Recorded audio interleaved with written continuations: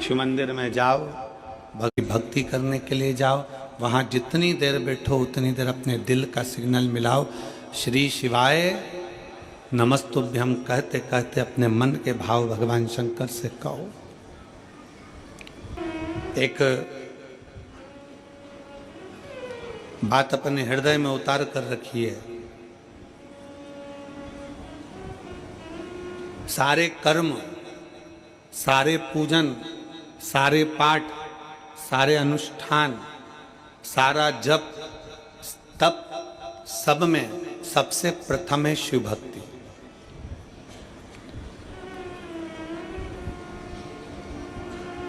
आपके पास में कितना धन है, आपके पास में कितना वैभव है, आपका कितना तप है, आपके पास में योग है, साधना है, गाड़ी है, बंगला है, सब कुछ है, आप सुंदर भी हैं, आपके पास में वैभव भी है, आपके पास में तप भी है, आपके पास में साधना भी है, आपके पास में सब कुछ है, और आपके पास में सब कुछ है और भगवान शंकर की अगर भक्ति आपके दिल में नहीं है ना, तो ये समझ लेना कि आपका धन, आपका वैभव, आपकी दौलत, आपकी संपदा, आपका रूप, आपका वैभव सब शून्य के बराबर है। अगर शिव की भक्ति नहीं है, भगवान शंकर की भक्ति अगर आपके भीतर नहीं है, शिव तत्व यदि आपके भीतर नहीं है, शंकर का गुणगान यदि आपके भीतर नहीं है, भगवान शंकर की विरल भक्ति अगर आपके भीतर नहीं है, तो शून्यता है।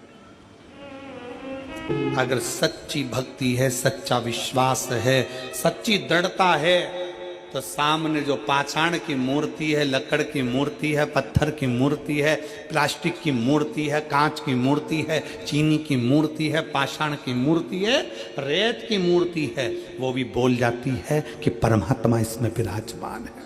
वो भी बोल जाती है। कितना सुंदर चरित्र है। अर्जुन का नियम था, हमने ये प्रसंग पहले भी सुनाया। अर्जुन का नियम था, युधिष्ठिर का नियम था, सबसे पहले शंकर भगवान को जल चढ़ाते थे, उसके बाद भोजन करते थे। प्रतिदिन उनका नियम था शिव की आराधना करना, फिर भोजन करना। अब वन में चले गए, पांडव को वन भेज दिया गया, पांडव वन में गए। पांडव जब वन में गए तो वन में जाने के बाद पांडवों ने एक दिन शंकर भगवान का, कोई शंकर का मंदिर नहीं मिला, कोई शिवलिंग नहीं मिला। शिवलिंग नहीं मिला तो अर्जुन भूखे थे, युधिष्ठिर भूखे थे, प्यासे थे, पानी भी नहीं पी रहे, भोजन भी नहीं कर रहे। भीम ने उनकी हंसी उड़ाई। भीम ने कहा पानी नहीं मिल रहा पीने को क्या? भीम ने कहा भोजन रखा है खाओ। अर्जुन कहते हैं बिना शंकर की आराधना के, बिना शिव को जल चढ़ाए, बिना शंकर की भक्ति के मैं कुछ खा नहीं सकता, बिना शंकर की आराधना के मैं कुछ ले नहीं सकता। अर्जुन जब बोले, भीम को लगा ये मेरे भाई हैं, ऐसे जल पी नहीं सकते, भोजन कर नहीं सकते, तो भीम ने तुरंत एक काम करा, एक पेड़ को काट दिया। पेड़ को काटा और जड़ उसकी रह गई, उस जड़ को भीम ने घिस घिस कर शंकर का शिवलिंग बना दिया, और शिवलिंग बनाकर कह दिया ये रहे तुम्हारे शंकर जी, चढ़ा लो जल और पी लो पानी।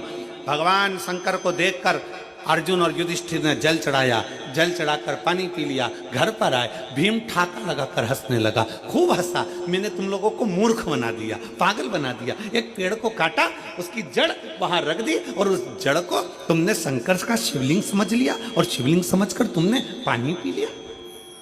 मैंने तुमको मूर्ख बना दिया, मैंने तुमको पागल बना दिया, मैंने तुमको पागल बनाया, मैंने तुमको मूर्ख बनाया।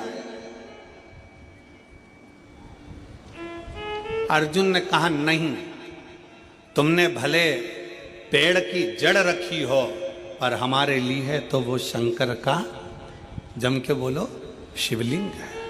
हमारे लिए वो शंकर का शिवलिंग।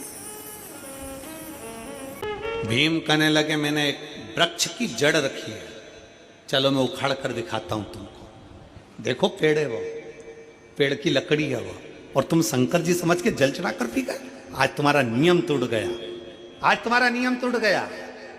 अर्जुन कहते हैं नहीं, हमने उसको शिव माना, हमने उसको शंकर माना, हो ही नहीं सकता। चलो भीम, अर्जुन, युधिष्ठिर, नकुल, सहदेव सब चल दिए, और जाकर क्या देखा उन्होंने? भीम ने कहा देख अभी मैं पेड़ की जड़ उखाड़ कर बताता हूं, और जो पेड़ की जड़ भीम उखाड़ने लगे, जो पेड़ की जड़ उखाड़ने लगे तो वो पेड़ की जड़ उखड़ती नहीं है, वो पेड़ की जड़ उखड़ी नहीं, उखड़ी नहीं। सारा बल भीम ने लगा लिया पर वो पेड़ की जड़ उखड़ती नहीं है। सारा बल भीम लगा लेते हैं पर वो पेड़ की जड़ उखड़ नहीं पाती है। आखिरी में भीम ने हाथ जोड़कर कहा, अर्जुन, नकुल, सहदेव, युधिष्ठिर, सत्य कहते हो कि ये जड़ नहीं, तुम्हारा जल चढ़ने से ये शिवलिंग हो गया, ये साधारण नहीं। जल चढ़ने से ये शिवलिंग हो गया। आपके घर में जो छोटा सा शिवलिंग है उसको साधारण ना समझना, बिल्कुल साधारण ना समझे। जो घर में शिवलिंग है उस पर यदि आप एक लोटा जल चढ़ा रहे हैं, गुणगान कर रहे हैं, बेलपत्र चढ़ा रहे हैं, अपने दिल से श्री शिवाय जम के बोलो जरा, श्री शिवाय नमस्तुभ्यम कह रहे हैं, भगवान का गुणगान कर रहे हैं, मंदिर में एक लोटा जल चढ़ाने जा रहे हो, अपना घर का एक लोटा पानी भरकर मंदिर तक जाकर चढ़ा रहे हो, तो समझ लेना कि जिंदगी में कितनी भी उलझन हो, जिंदगी में कितना भी दुख हो, मेरा देव अधिदेव महादेव तुम्हारा हाथ पकड़कर पार जरूर लगाएगा, निश्चित वो छोड़ेगा। और जो शिव महापुराण की कथा में जाकर बैठता है उसको फल थोड़ा लेट अबेर कभी भी मिलता जरूर है, मिलता जरूर। शिव तत्व की प्राप्ति है। कथा में वर्णन किया 3 मित्र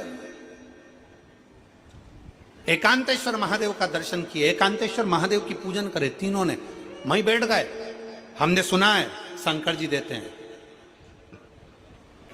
एक बात और अपने अंदर उतार कर रखना, ये 2025 की जो पहली कथा आप श्रवण करने के लिए यहाँ पर पहुंचे हो कथा पंडाल में, और उनसे निवेदन, एक चीज और अपने भीतर उतारे। हमें अगर शंकर जी के मंदिर में जाने का मौका मिल जाए, हमें शिव जी के मंदिर में एक लोटा जल चढ़ाने का मौका मिल जाए, हमें भगवान का गुणगान करने का मौका मिल जाए, तो भगवान से हमें किसी का बुरा नहीं मांगना, हमें मांगना तो केवल अपने हृदय चित्त का होता है। कभी कभी लोग उल्टा मांग लेते हैं। दिया था कि कोई एकांत में शंकर जी का अगर मंदिर मिल जाए तो वहां बैठकर अगर भगवान का गुणगान किया जाए, सफाई करी जाए, पूजन करी जाए, तो शंकर जी देते जरूर है। अब उनने कथा में सुना था कि एकांतेश्वर महादेव देते हैं। जैसे कई लोग यहाँ पर कथा के पंडाल में आए हैं, कई माताएं कोई झारखंड से आई हुई हैं, कोई बिहार से आई हुई हैं, कोई हरियाणा से आई हुई हैं, कथा के पंडाल में बहुत सारे, कोई महाराष्ट्र से आए हुए हैं, बैठे हुए हैं। तो वो उनसे पूछो कि तुम यहाँ क्यों आए हो, तो वो आपको उत्तर देंगे कि भाई देखो, हमने सुना है कि शंकर के पंडाल में से, शिव महापुराण कथा के पंडाल में से कोई खाली नहीं जाता, भगवान सबको देकर जरूर भेजते। उसने सुना है।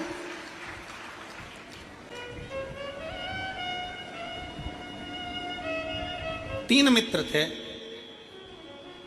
और उनके घर के लोगों ने उनको समझा दिया कि एकांतेश्वर महादेव का दर्शन, एकांतेश्वर महादेव की पूजन, एकांतेश्वर महादेव का स्मरण, एकांतेश्वर महादेव की भक्ति फल देती है। एकांत में जो शंकर का शिवलिंग मिल जाए।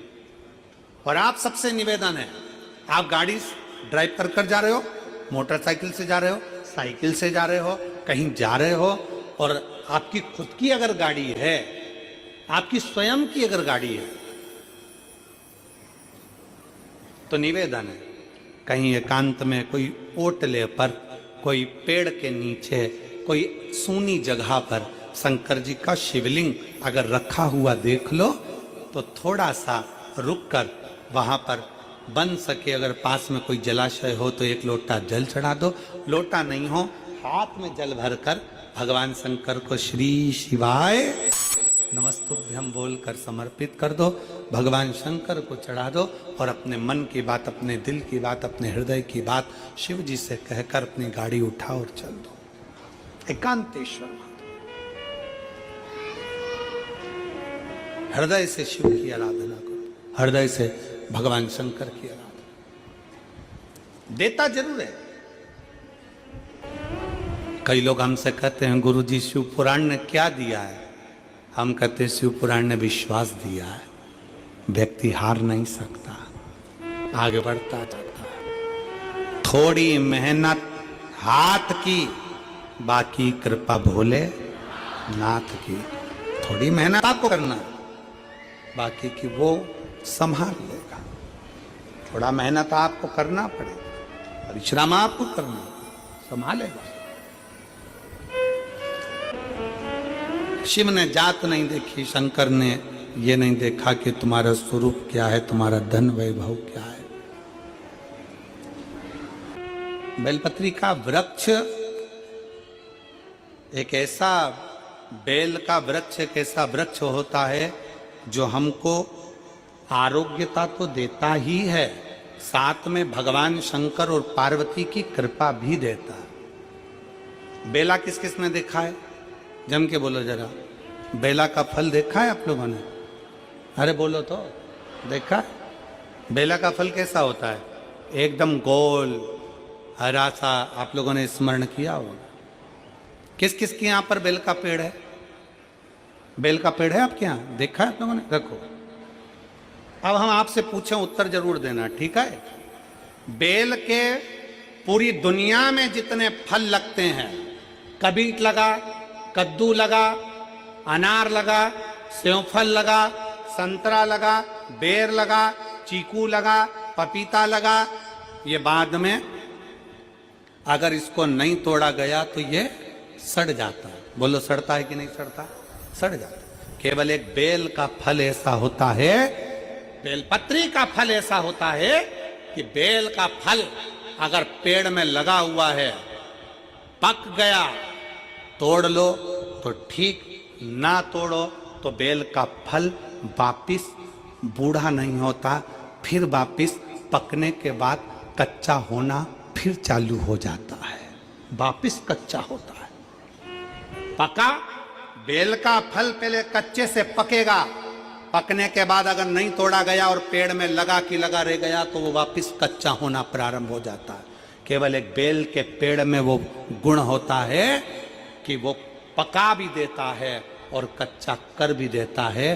बेल के पत्ती में, बेल के पत्र में, बेल के फल में वो गुण होता है कि व्यक्ति के जीवन में कितनी भी दुख की घड़ी हो, उसके अंदर कितनी भी शरीर में रोग हो, बीमारी हो, कष्ट हो, तकलीफ हो, अगर बेलपत्री के वृक्ष के नीचे 5 मिनट, 7 मिनट, 8 मिनट बैठकर श्री शिवाय नमस्तुभ्यम या पंचाक्षर मंत्र नमः शिवाय या षडाक्षर मंत्र ओम नमः शिवाय या महामृत्युंजय मंत्र का अगर वो बैठकर जाप कर लेता है तो उसको उस जगह से इतना बल मिल जाता है कि वो स्वस्थ होना प्रारंभ हो जाता है, उसकी तकलीफें कटना प्रारंभ हो जाती है।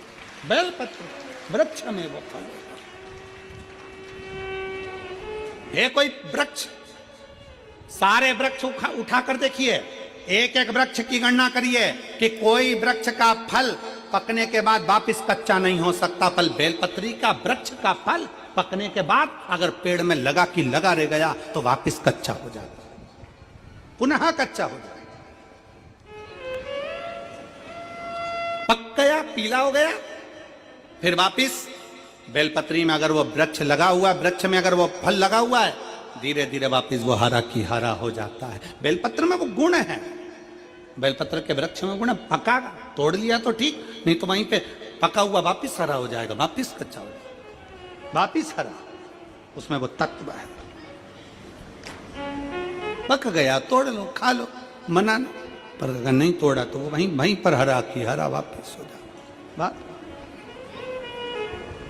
बेलपत्र के वृक्ष में वो साधना, वो तपता, वो बलता है। इसीलिए कुबेरेश्वर धाम सीहोर में अभी तो निर्मित नहीं, अभी थोड़ा काम चल रहा है वहां पर। जिस स्थान पर बैठकर हमने भी भगवान शंकर के, कंकर शंकर का स्मरण किया, इसी पवित्र भूमि पर बड़े आनंद के साथ बेलपत्री के वृक्ष के मध्य में तुमरुकेश्वर बाबा की मूर्ति, और वहां पर उस बेलपत्री के वृक्ष की परिक्रमा का ऐसा स्थान बनाया जा रहा है जहां आप भी, हो सकता है उसको बनाने में 6 महीना, 8 महीना, 1 साल लग जाए, पर वहां बैठकर आप भी जब उस बेलपत्र की छांव में तुमरुकेश्वर महादेव की साक्षी में शंकर का गुणगान करोगे तो वहां से रोग मुक्त होकर ही जाओगे, ये निश्चित। 7 दिन की कथा में प्रयास करना कि आप अपनी कमाई का थोड़ा सा भाग, किसी को बिस्कुट, किसी को टॉफी, किसी को पानी, किसी को भोजन, या अपने घर से बनाकर कोई खिचड़ी, कोई चावल, कोई रोटी, कोई सब्जी, कोई पूड़ी, कोई भजिया, कुछ भी लाकर अपने घर से शिव भक्तों का मुख जरूर झूठा कराओ और लिख के रखो छोटी सी डायरी में कि मैंने 15 रुपए का, 5 रुपए का, 50 रुपए का खिलाया है, उसका फल जरूर मिलता। लिखो।